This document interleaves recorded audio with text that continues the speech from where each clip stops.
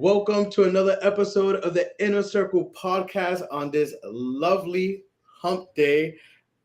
I am your host, Charlie, with my best girlfriend, Melanie. How is everyone? Well, And at the top of the show, before I forget, I want to wish this past weekend was Father's Day. So happy Father's Day to all the fathers out there in the world. We that deserves an applause too. So let's go. yeah. Happy Papi's Day to all the daddies. Daddies. Mm. Even the ones that are called daddies without being fathers. And that's why I'm repping my Snoopy shirt because happy Father's Day to the dog dads, the cat dads, the people pets require care, especially dogs. So shout outs to the dog dads out there as well, like me. But how are you, squirrel friend? I'm good. Can't complain. I'm well. This weekend was kind of boring, kind of whack. The weather sucked.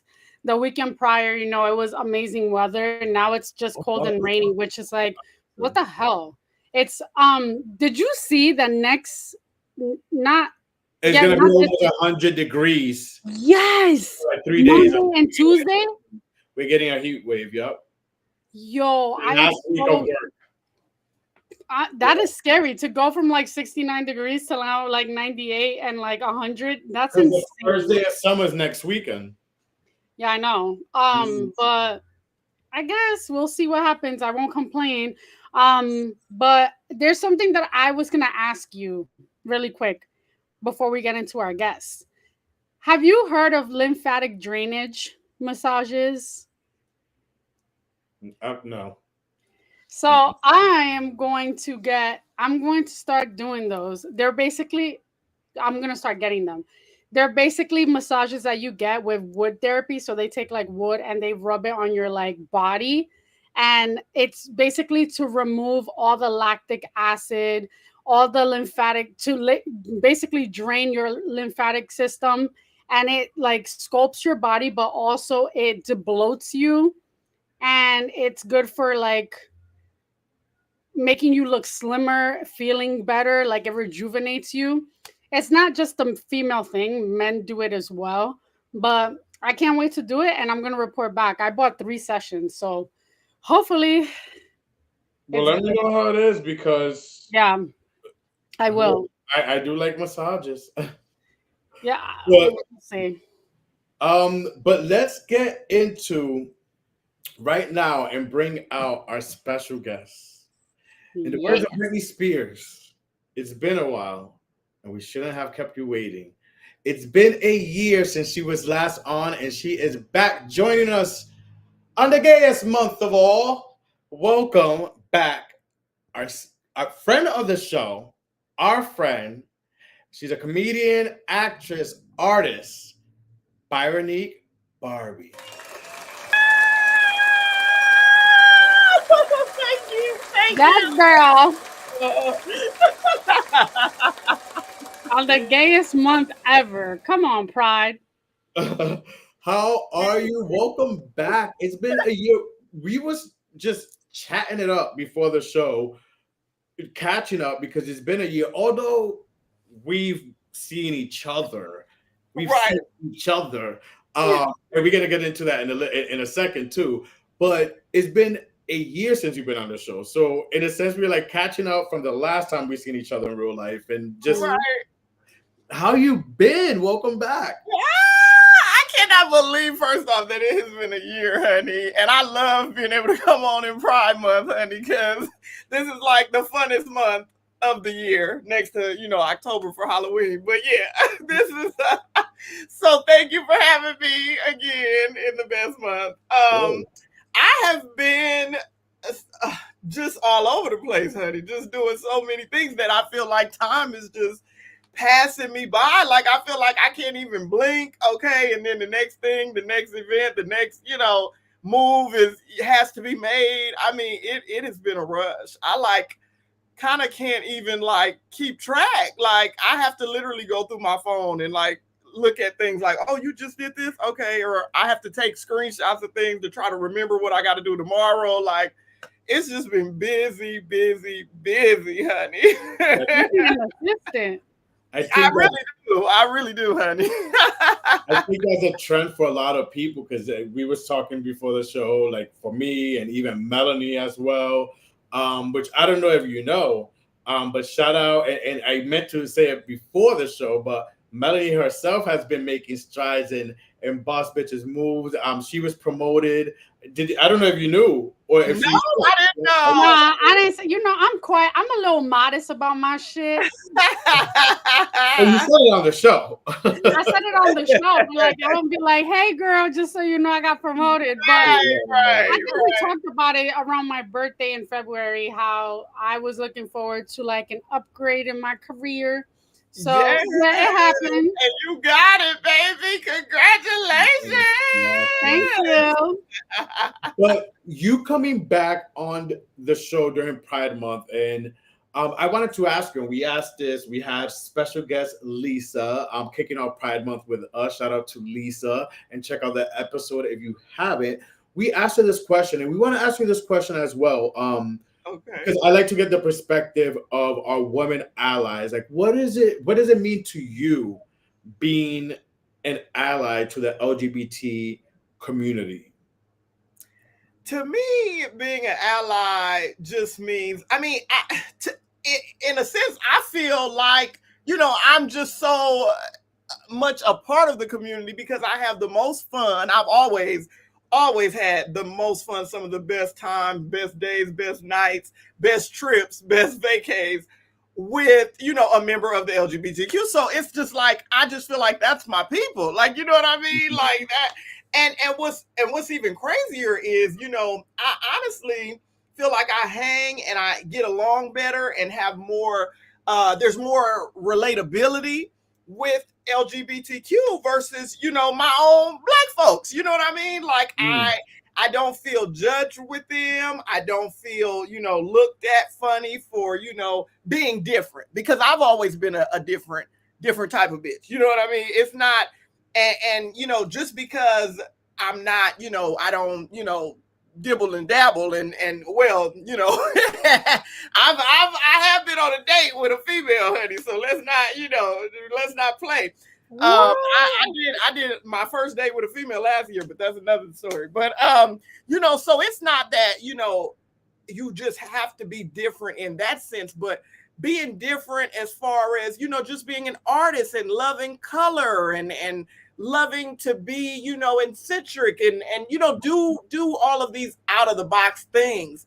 And no other community is willing to accept a person that's into all of those type of things like the LGBTQ plus is. So it's, you know, to me, it doesn't even feel like I'm an ally. I just feel like I am one with, you know what I mean? I am one with them. So it's just, yeah, it means a lot to me, but I've never really looked at myself as an ally. I just am a part of it. I love to be a part of the festivities and everything they got going on. And they, you know, they welcome, honey. So it feels great. And I think it's great to hear that because I think a lot of people also like you with what you said, feel that way. Like they just feel accepted and you know, and equal.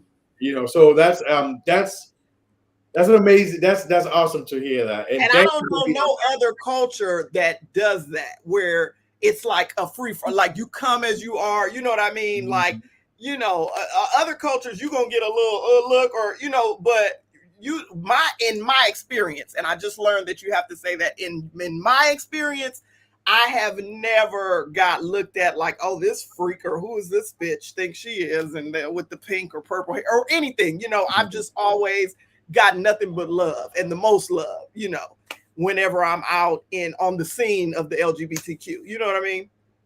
You know what it is too? I think for us, especially gay men, because we're quick to tell a woman like, yes, honey, work, or I love that. Like we're quick to do that. So I think for gay men who do that and praise women with the eccentric pink hair or whatever, it's because we recognize like it takes balls to be daring and just be out of the box and stand out. You know what I mean? And stand out from what everybody else is doing, what everybody else is saying.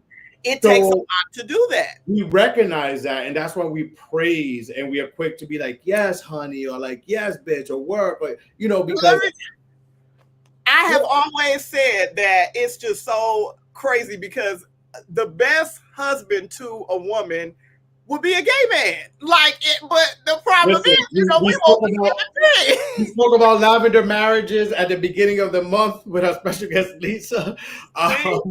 Yeah, we spoke about that.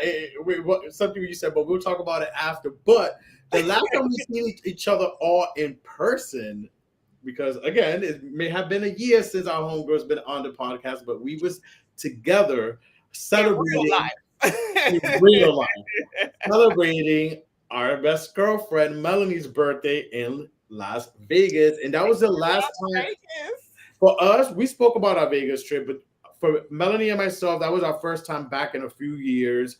The last time we were both there respectively was for both of us.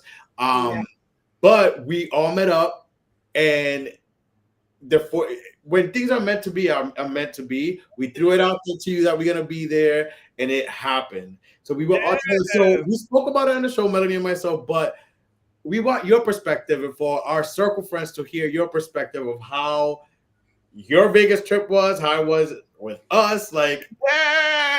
Oh my God. Let me tell you, I am so thankful, honey, that I got the invite and actually got to be a part of it. And the Lord opened up the heavens and opened up the bank account and made a way for me to be able to come, honey, and join, because I think we was just talking about how it had already been like almost 2 years since y'all came to LA before, and we had such a great time, and that was the first time.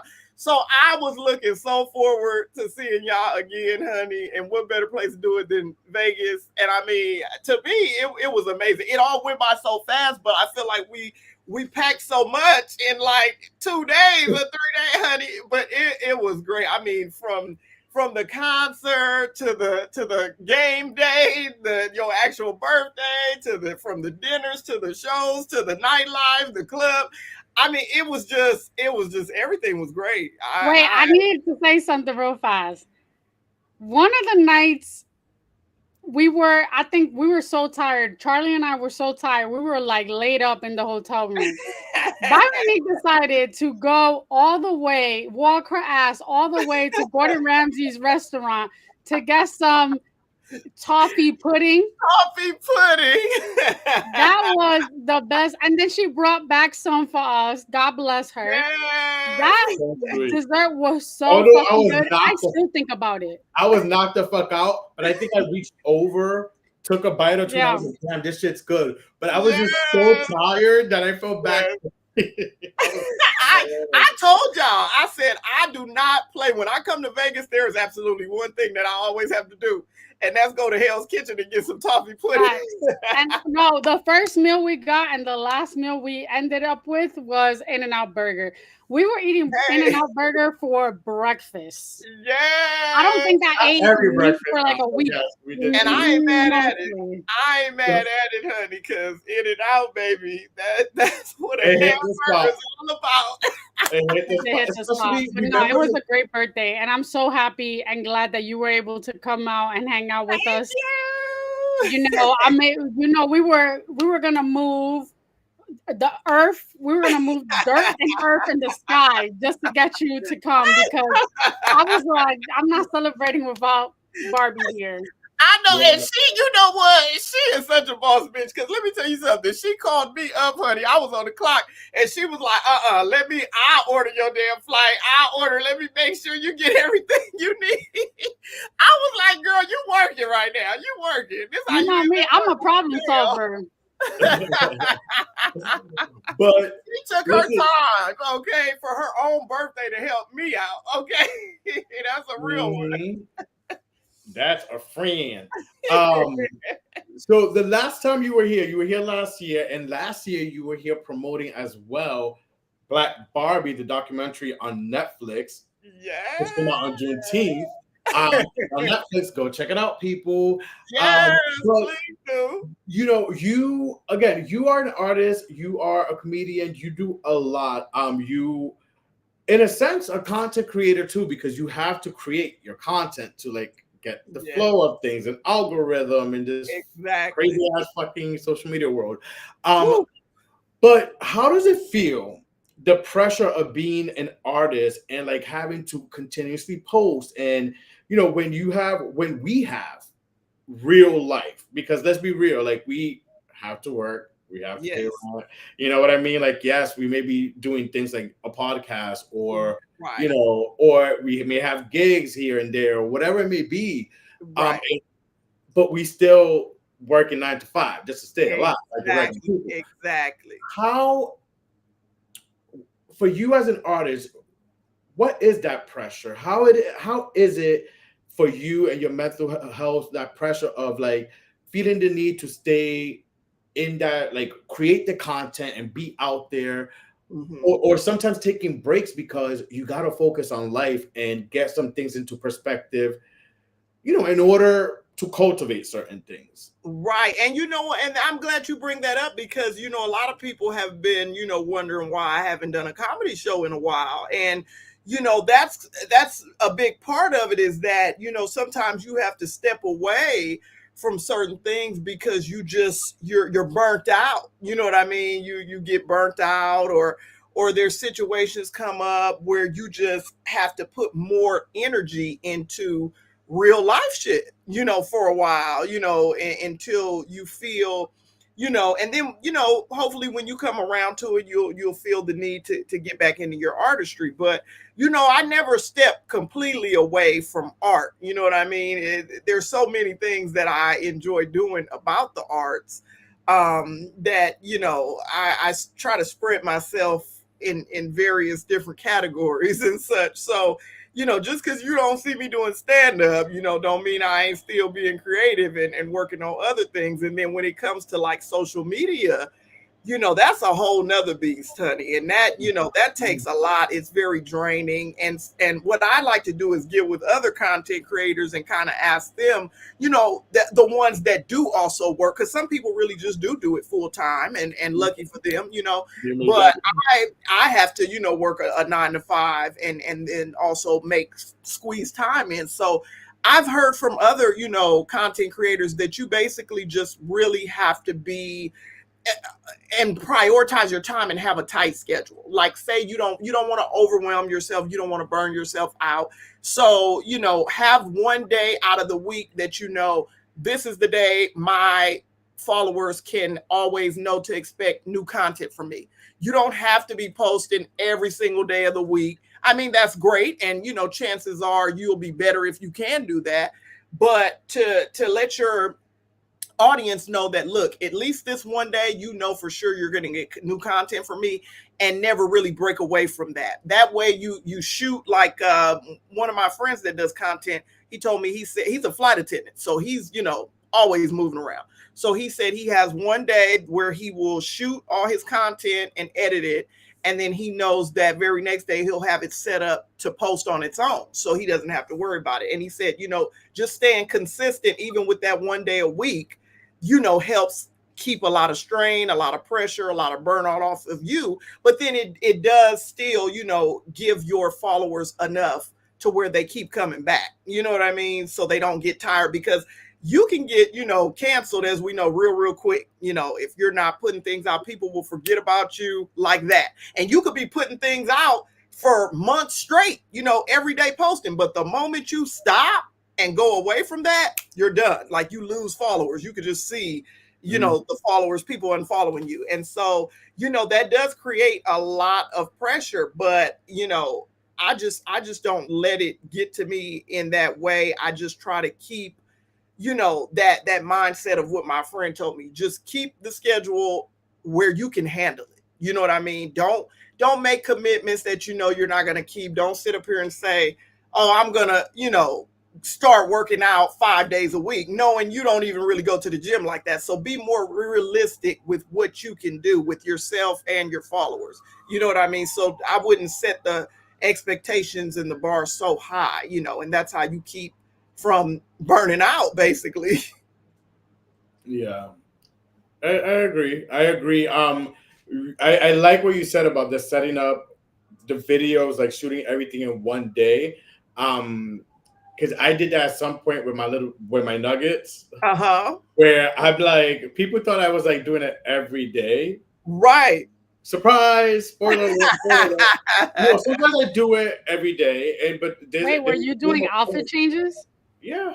Mm-hmm. Yes, bitch. And that's how they do it for real in Hollywood. I would Yeah. tape it all on a Sunday. Mm-hmm. Change the outfit change, and then just like it will upload as a thing. Smart. So I love that tool where you can now, as a creator, when you have that creator page, you can schedule things to post on their own.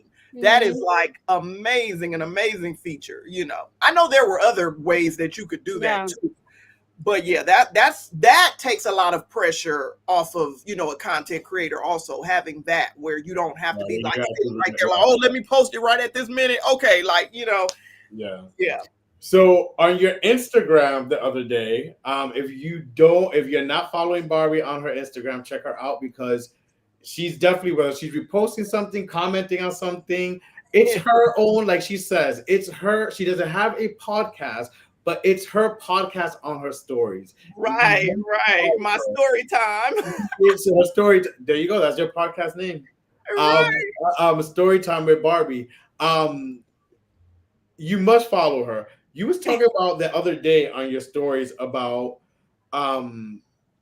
these girls who are at the tattoo shop, and they mentioned the tramp stamp thing or something like ooh or whatever. I laughed. I'm like, and I had to write it in my notes quickly. I'm like, we have to talk about this because.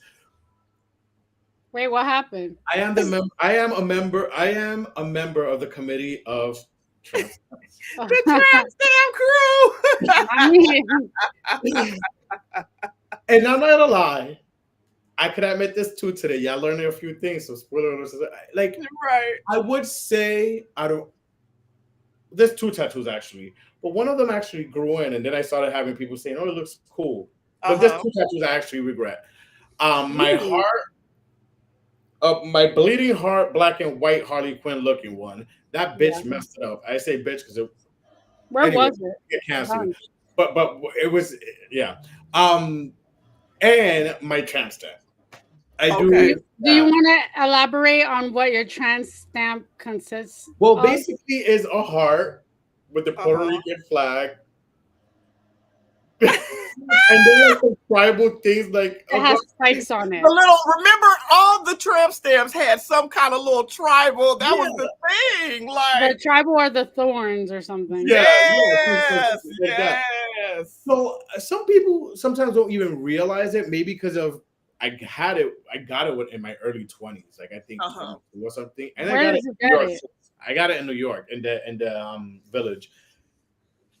I guess it's faded throughout the years. Some people don't recognize it, but then when you on the back, people see. when they hit it from the back, they're like, "Oh, I didn't realize." Right? Oh my god!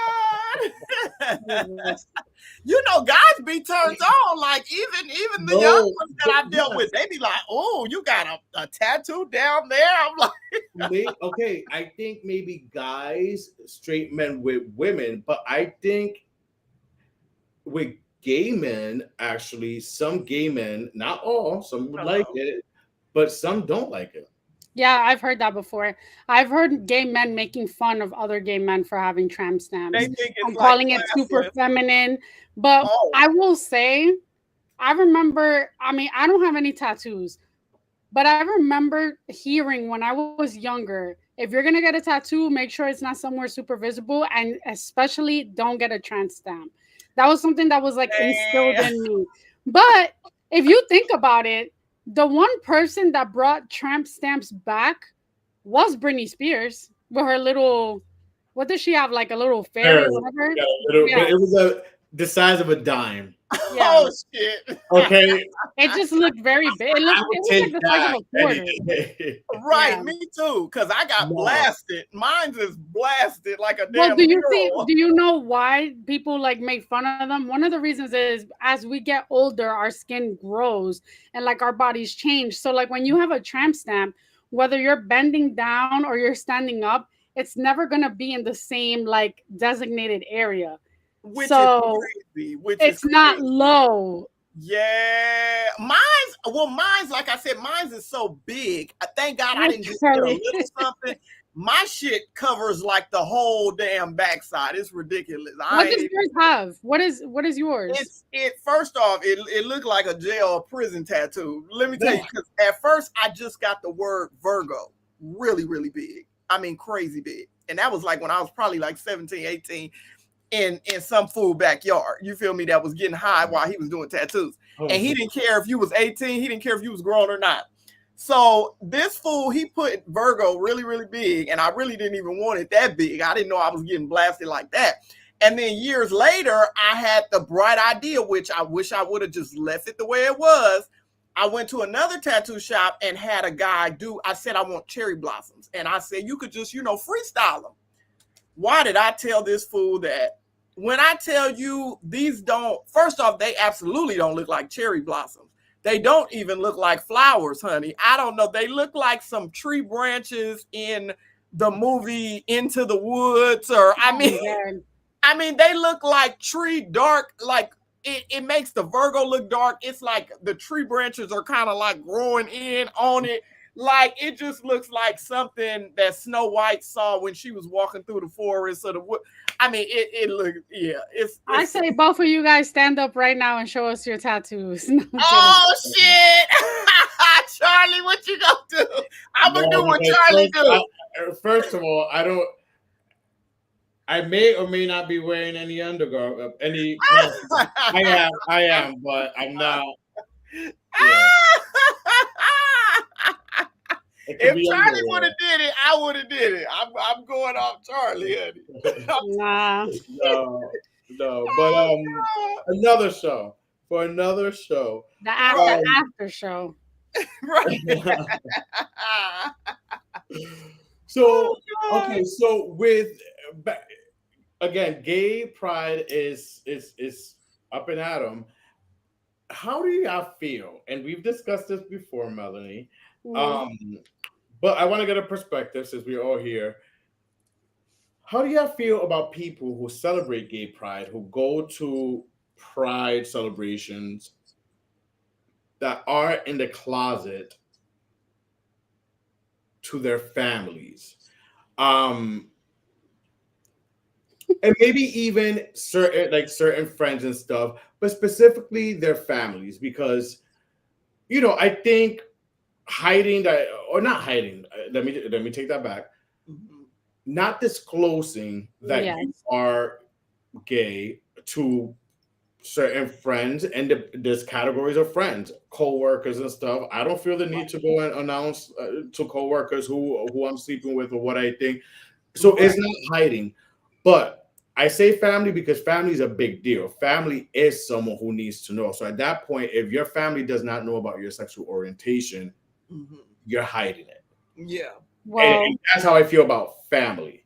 And friends, I think, because if you want me in your orbit and you want me to be close to you and trust you with my secrets and what's going on in my life, the least you can do is like share that part of yourself. I've been in two situations, and the two people. I've been in two different situations where I've had two guys who are clearly homosexual or LGBT, that one was a best friend from like high school, and the other one was someone like from college, that to this day do not want to come out or do everything in their power to have this facade that they are not gay.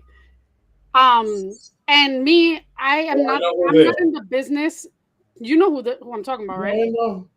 I'm not in the business to put people's business out there, nor do I feel comfortable forcing it out of someone because it seems very disingenuous. Right. But if you cannot be yourself with me as a friend, then what Well, else are you hiding? well, that's why I said this category of friends. So it depends on the category of friends, because if it's a close friend, a best friend, absolutely. Yeah. Now, if it's a friend that you made from work, there's categories. It's levels. Yeah. There's levels to friendships. Right. And that's why we see the memes. Let's make what's that word? Let's make that acceptable. The word acquaintance, blah blah blah. But Yeah. I think yes, close friends and family need to know. And at that point, if you're not disclosing it, you're hiding it. You're in fear Right. for whatever reason. And that's a Right. different conversation for a different show.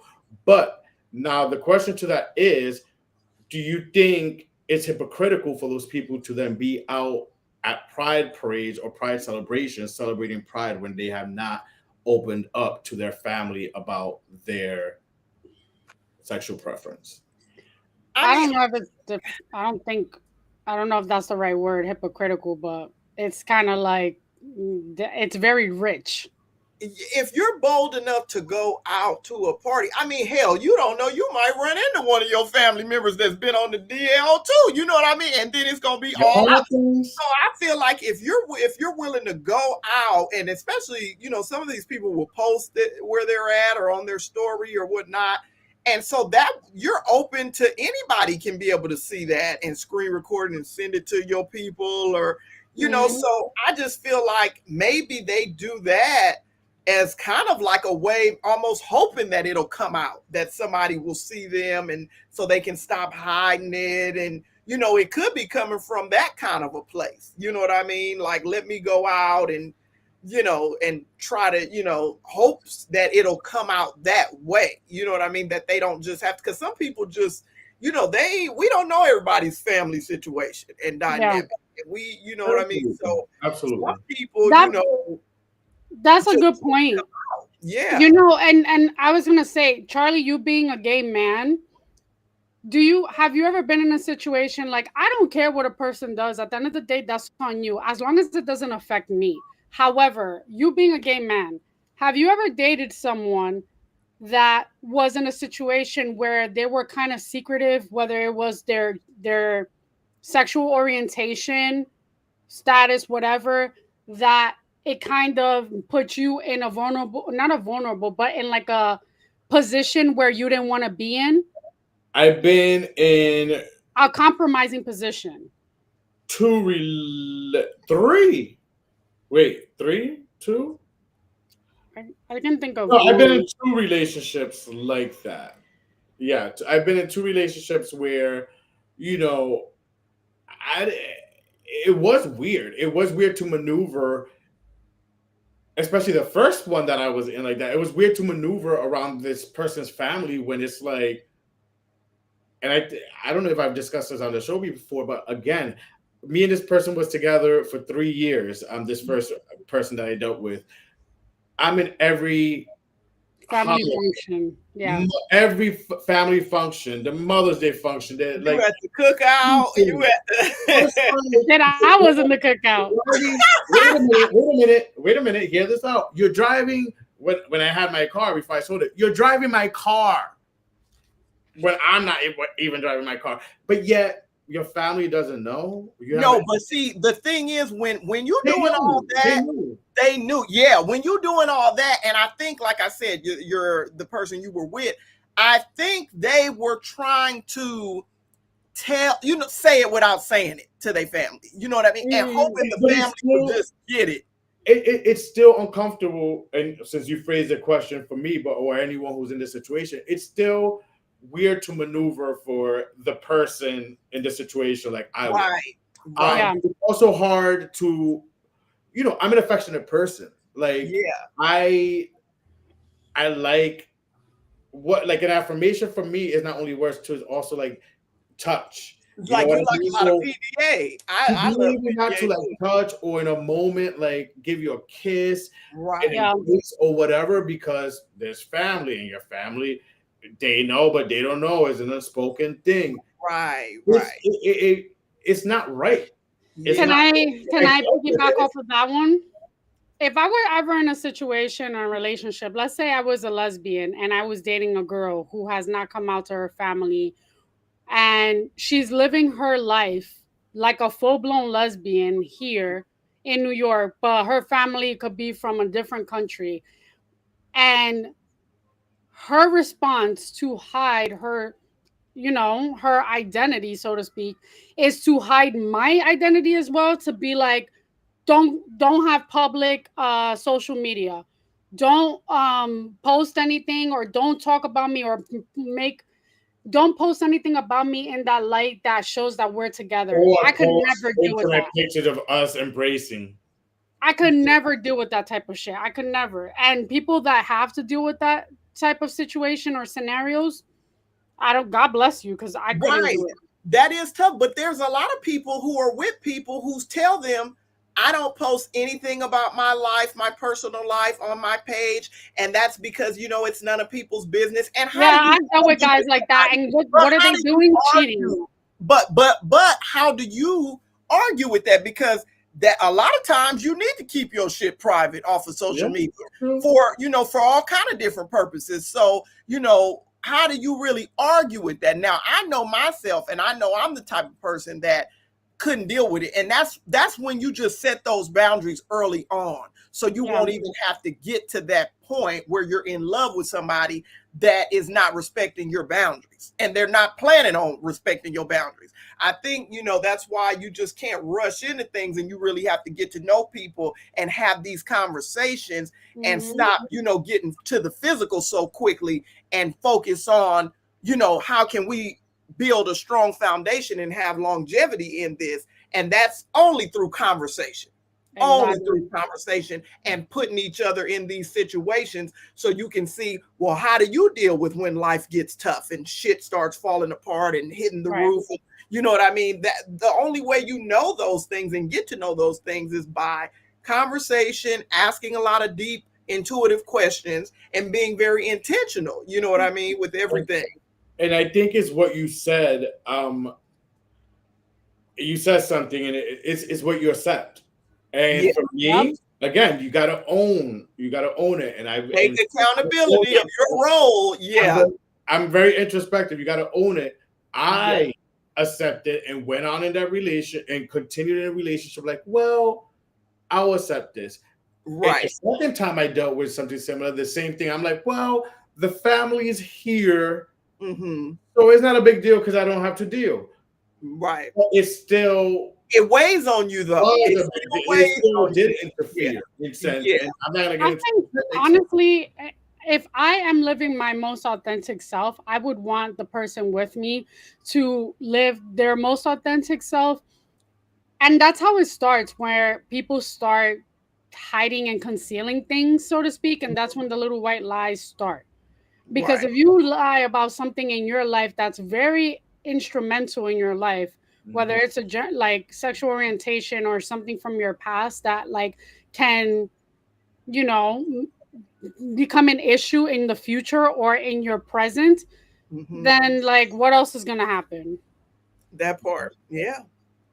If you lie about little things, then honey, I sure don't want you nowhere in my universe, my epic universe. I don't want you nowhere in it, honey, because it's just gonna grow. And a lot of times we will, and we can't beat ourselves up about it, because a lot of times, we'll get into something and we'll accept something with the hopes in our mind, and really the thought, you plant the idea in your head that, oh, it's gonna get better eventually, though. He's gonna, or eventually we'll get there, but I have to be sensitive to their needs and let them get there. I can't force it. I can't, so, but yeah, it's just such a sticky situation. But you really have to, if you have these discussions and things early on before you let yourself get in too deep, you know what I mean? In too deep, because once you in too deep, it's no limit to what you will take, you know what I mean? Like, and what you will put up with and deal with. But before you get to that, you know what I mean? You really need to find out what these person's demons is and secrets, and you Yeah. got to be detective, basically. Listen, you got to recognize the red flags, and we may have a lot of gay flags flying around us right now if you guys are watching live. But yeah, it's about recognizing the red flags. And with that being said, Melanie has What a great segue. Melanie has a game for us today. Take it away, Melanie. All right, so I have a game called Red Flag, Green Flag, Deal Breaker. Each round, one person acts like the scenario reader and reads a dating situation out loud. The other two people will react by choosing.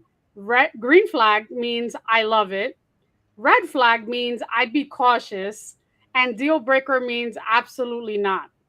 And Well, then you're the person reading it, so am I going to be the only one to read it? That's fine. And then we can but all you can still give your, you know. Yeah. And then we all explain like our answers. All right. So are you guys ready? Remember, Yes. red light, green light, deal breaker. Got it. Not red light, red flag, green flag, deal breaker. All right. The first one, they clap when the plane lands. I think that's a green flag. I'm Dominican. Yeah, I love that. And to be honest with you, after all the situations that are happening with like flights, I'm gonna clap. I mean, clapping on a flight, for that to be even considered a deal breaker or a red flag is dumb to me. People are stupid. So I'm like, okay. Okay, so the next one is getting intense. They still text their ex happy birthday.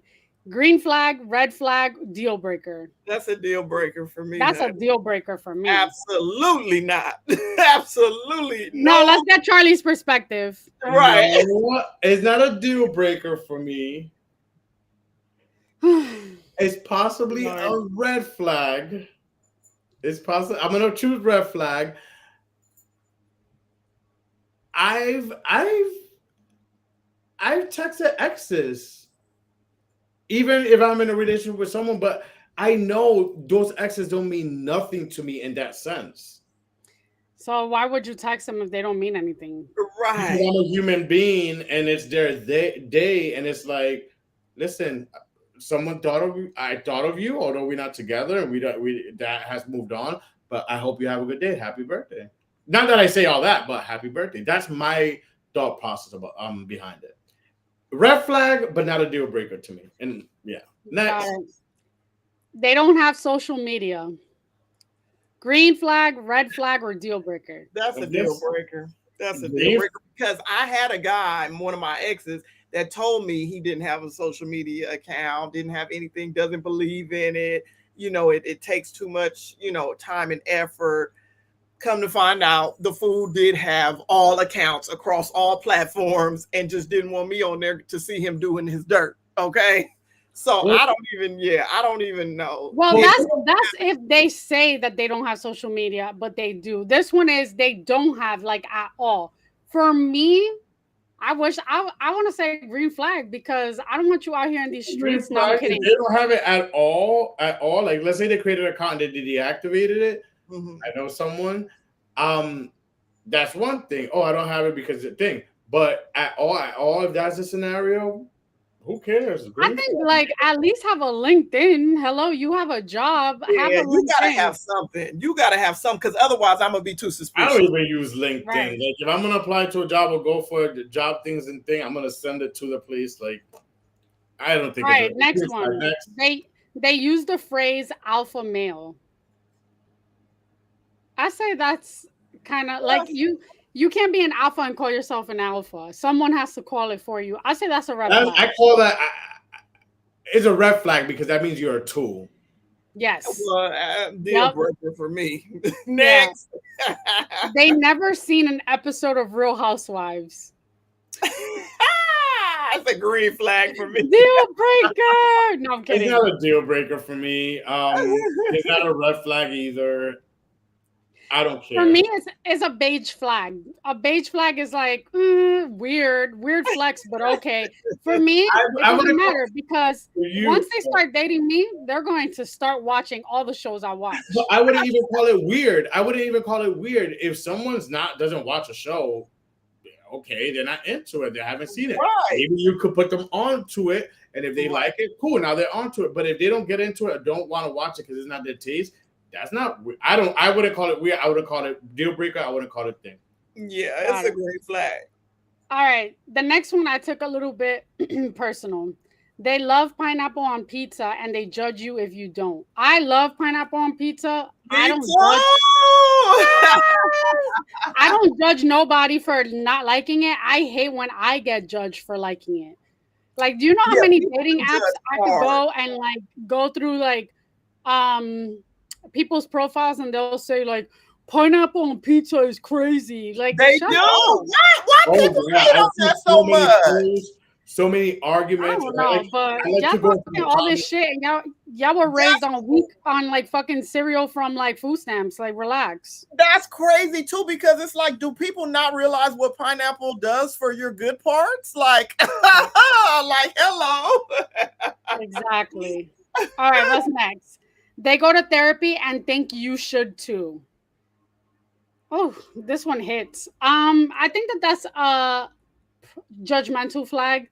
I think if you go, I don't like people that like, oh, I go to therapy and I think therapy is amazing and you should try it, blah, blah, blah. Like, don't force it on anyone's throats. If you do therapy, kudos to you, but you don't need to like make it about like having other people do it too. Well, I am guilty because I do say shit like when I went skydiving, I said everybody needs to do this at least once in their life. You know, so I am the type that I'll be like, if I do something and I have a good experience with it, I'll be like, you should do. I can see myself throwing that out there like you know what I mean? You should try, you should check it out. And, you know, to be honest, we're all so damn scarred and, you know, and unhealed and broken in some sense of the matter, to the point where it's like, should nobody even get offended by somebody telling you, baby, you might want to see a therapist? Because at the end of the day, we all are using our friends and some family members and coworkers as free therapists any damn way. Free 99. So you might as well pay somebody that's going to be able to keep your secrets. Yeah. And then you could also keep maybe, although your family and friends are there for a reason and support, but also you could also maybe keep their energy at a good place, because, you know, sometimes when we unload on other people, that's disturbing their energy. They already have a lot of things going on as well. Absolutely. So that, and really quick on the therapy thing, it's not about pushing it on people, suggesting it and saying, I think therapy is a great tool and I think everyone should have it. Saying it in that sense is not pushing. Yeah. Now, like, well, I think you should go to therapy. Well, if you I went to therapy, I'm healed. You should go now. You need it. Yeah, that's bad. That is right childish behavior for grown-ass men. The next one, ooh, bitch, ooh. They insist on splitting everything 50-50, even birthday dinners. Oh no, that's a deal breaker. No, not birthday dinners. That is a deal breaker. And also, as a woman, listen, I can provide for myself, and like I like to take care of my man, I guess, like when we go out, but I don't think I should be splitting everything 50-50. That's fucking crazy. That is every single thing 50-50. No, so y'all splitting the rent, y'all splitting the water bill, the light bill. I go to the bodega and buy 2 waters. No. I buy a 12-pack of toilet paper. I gotta give you $6 for it. That's crazy. No, that's a deal breaker for me. All right, there's 2 more. They call their mom every day. I think that's a green flag. You should be, have a good relationship with your mom. It's not a deal breaker. It's not a red flag to me. I guess it's cute. It could be a green flag. That's cute. But as long as you don't tell your mom all our business. Yeah, it depends on what the conversation is every single day. And how long the conversation is. And if it's fucking with us. I mean, right. I can't. I will say that's a green flag because I can't really say that because I talk to my uncle every day. Yeah, if it's a mama's boy and he bow down to everything mama say, then that's a deal breaker. You got Yeah. to go. Facts. Get out of here with that shit. Last one. They ghosted someone and they said that they would do it again. Oh, deal breaker. Bye bye. I'm gonna ghost your ass for you ghost me. I don't think it's a deal breaker. I feel like it's a red flag Yeah. because Red I flag. can't like what is it? Throw the first stone if you're not guilty or whatever. I've speak of the devil, my uncle's calling me. I've done it before where I've, had to ghost someone, but I wouldn't necessarily say it's a deal breaker. Yeah, it's a deal breaker for me. I done been ghosted too many times. Hell no. So yeah, it's for me, it's not a deal breaker, but it's a red flag. It is a red Again, flag. he said he'll do it again. Because Oh, listen, I've ghosted people in the past, and I'm sure I'll do it again. I did learn. I mean, I am learning now as I've gotten older and with like after talking to my therapist about this, maybe not ghosting, but more so like letting someone know, hey, I don't feel like a match, wishing you the best and leaving it like that. No need to explain yourself, no need to elaborate. Like you don't need to send a whole ass paragraph. well, But I feel better when I do that, to be honest. I feel strongly about it because I feel like this is why we have so many fucked up people in the world today, and so many people that always think, oh, it wasn't me, it wasn't my fault that didn't work out. I'm perfect, I'm great, because so many people are scared to open their mouth and checkmate somebody. Like, look, this is why I'm leaving your ass. You need to work on it. You know what I mean? And you ain't got to come at them in that way. But if people just knew how to grow some balls and sit down and have a face-to-face conversation and say, this is why this is not working, just like your job will do you. When your job fire your ass, they gonna sit you down. They're not just gonna ghost you. They're gonna sit you down and say, this is what you did wrong, X, Y, and Z. This is why we have to part ways. And if humans could learn how to stop being such bitches and scary and sit down and have that open communication, I think there will be less single people in the world, because you got too many people walking around thinking they the shit and they shit don't stink. And it just ain't that. But that's because people are too scared to stand up and tell people about themselves. I know you like to think you're a shit don't stink, but Wait, I have a few more that I find to be hilarious. And this is like for the first date. They Venmo request you for the Uber ride after the first date. Is it a green flag, red flag, deal breaker? That's a deal breaker. That That's a deal breaker. Deal breaker. They FaceTime you without warning. Oh, they FaceTime you without warning. That's not a deal breaker. That's not a deal I don't think breaker. that's a deal breaker. I prefer someone being like, "Hey, do you have time to reach out?" Or if we've been dating for a while, and like you see me at my ugly, then you're fine. Yeah, that's not a deal breaker. They once said, "I don't believe in therapy." That's a deal breaker for me. That's a deal breaker, to be honest. Someone who doesn't believe in therapy. You know what? Yeah, it's a deal breaker, but also someone who says, I don't need therapy, I don't believe in therapy, or I don't need therapy. Mm-hmm. Yeah, they need therapy quickly. Probably a narcissist. The question that I asked about like splitting the bill in half, even with birthdays. Now, how would you feel if you dated someone that said that they don't celebrate birthdays and they won't acknowledge yours? Or theirs, for that matter. They won't acknowledge yours because they don't acknowledge theirs. I'm so big on birthdays, honey. I would take my foot and kick their ass right out the goddamn vicinity or wherever we at. Celebrate their own birthdays. That just, yeah. I get it. You're not gonna celebrate other people's birthdays. Like, like if they don't do their own. And that's fine, but you're not for me, honey. And you're not finna be in my epic universe. There you go. There you go. It is all about, and I guess as we're getting older too, and it goes back to our conversation we were having about is what you accept going into a relationship. Is what you accept in anything. It's like, okay, you see certain behavior, certain things, certain likes or whatever. You either vibe with it, okay, I fuck with that. You're my person, whether it's a friend, a lover, whatever, or you don't. And I think search. I think now where we at in our lives, we don't have the time for the bullshit anymore. We are grown. We are grown. So we are quick to recognize that you're not the person for me. This is where you're at. And, you know, and you're trying, okay, this bitch is cool. You're my people. You're my people. Yes. I know a guy, we're like, it's platonic.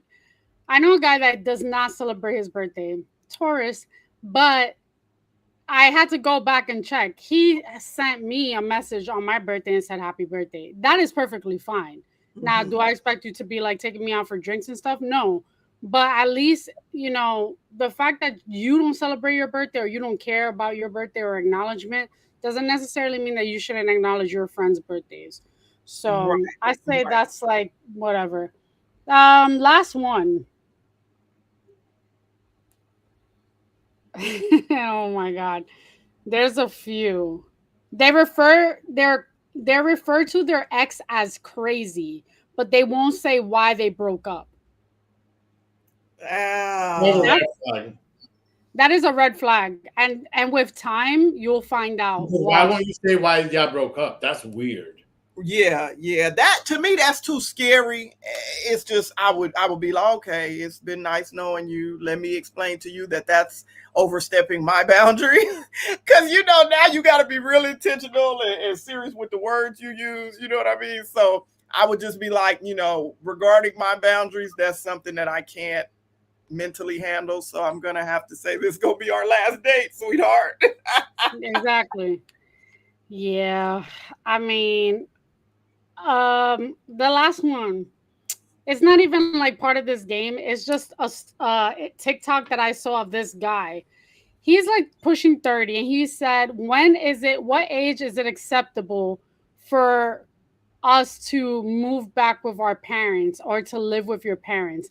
Like if you're in your 30s, what age is it okay to live with your parents? Because I guess he was saying how, you know, the economy is too expensive right now, like shit's, you know, happening. But is it a bad thing to live with your parents if they're of older age?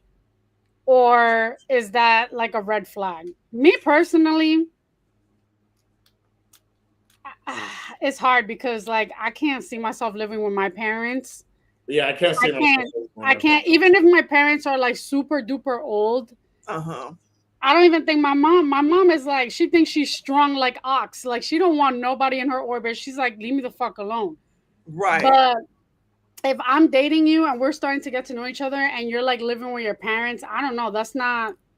It would depend on the situation. Like, you know, because I don't know if y'all know, but I had to take care of my grandparents, you know, on their dying beds and in their dying last days. And, you know, obviously I was living with them though. They raised me and I was only like, you know, 21 at the time. So, you know, I have a really big heart for people that have to take care of the elderly. You know what I mean? So if it's more beneficial to you, if you live too far, whatever the case is, just too wearing and tearing on you to still be living at your place, and then you got to go to your parents' house every day and then take care of their house and still come take care of your house, and it just becomes too much.